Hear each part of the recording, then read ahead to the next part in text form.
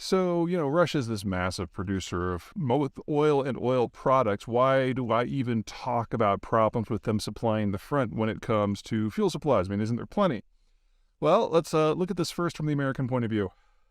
If you live in California or New York, you know that gasoline prices are significantly higher than they are in places like Alabama or Texas.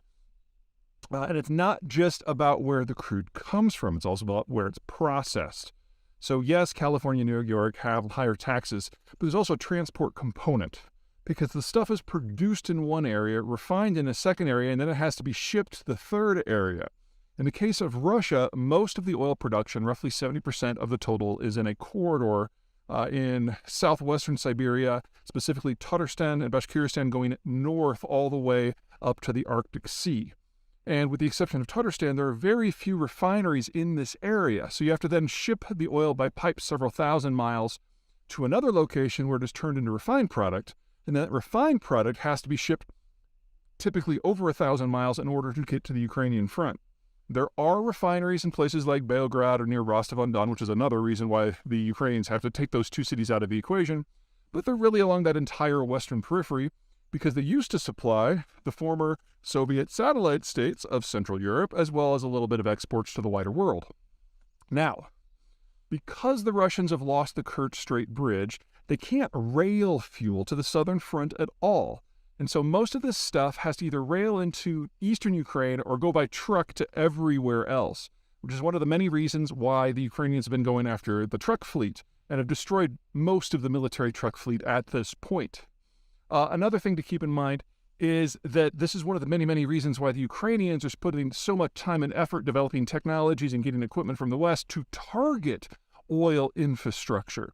And in that, fuel tanks are absolutely the best thing to go after, and cargo trains are probably number 2, and then, of course, trucks are number 3. Now, you can technically target refineries. The problem is one drone or one missile or one 2,000-pound bomb is only going to do so much damage. Refineries are huge. Most refineries, once you include the standoff distance, are something like 3 square miles. And they're this forest of columns and pipes. And yeah, throwing some explosives into that is generally frowned upon. But when you have a non-commercial grade explosive like, say, diesel or gasoline or naphtha, when you hit it with fire, yes, it burns. But it only explodes under very specific conditions. And so if you want to blow up an entire refinery, it's going to take you a huge amount of ammo to do so. And this is one of the reasons why I always found myself talking down threats to the oil sector back in the 2000s and 2010s when groups like Hezbollah or the Iranians or Al-Qaeda or the Islamic State would try to target a refinery. There's just not a place where you hit it with a pinprick and you trigger a chain reaction. This is not the Death Star. And that means the Ukrainians have to follow by the same rules here. If they really want to take a refinery offline, it's a huge amount of effort.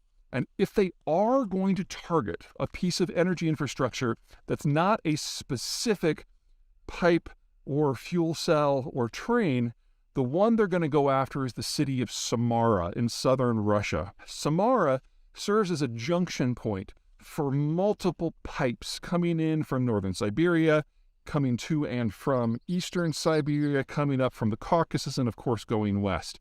Roughly 40% of Russian crude is capable of going through this nexus in addition to its refineries. Now, the Ukrainians probably do have the capacity right now to throw a drone or two into it. But again, they're going to need dozens, if not hundreds, or a lot more sabotage. So if you are going to see something a little deeper in Russia besides what we've seen so far, which has kind of been in a band around that part of occupied Ukraine, what you're going to see is the Ukrainians probably going after the pipes themselves. It won't take things offline for very long. Pipes are easy to replace, especially in segments. But if they hit them enough, they disrupt the flows, the refineries shut down. How do we know? This happened in Chechnya during the 1990s. The Grozny region used to be the 3rd largest refining center in the entirety of the former Soviet world, and it was a significant oil producer as well. Now that's all gone to zero, but it gives you an idea of the long, grinding, attritional fight that has to happen to really take this stuff offline for good. And so in the meantime, you go after fuel tanks, you go after fuel trains. Okay, next question.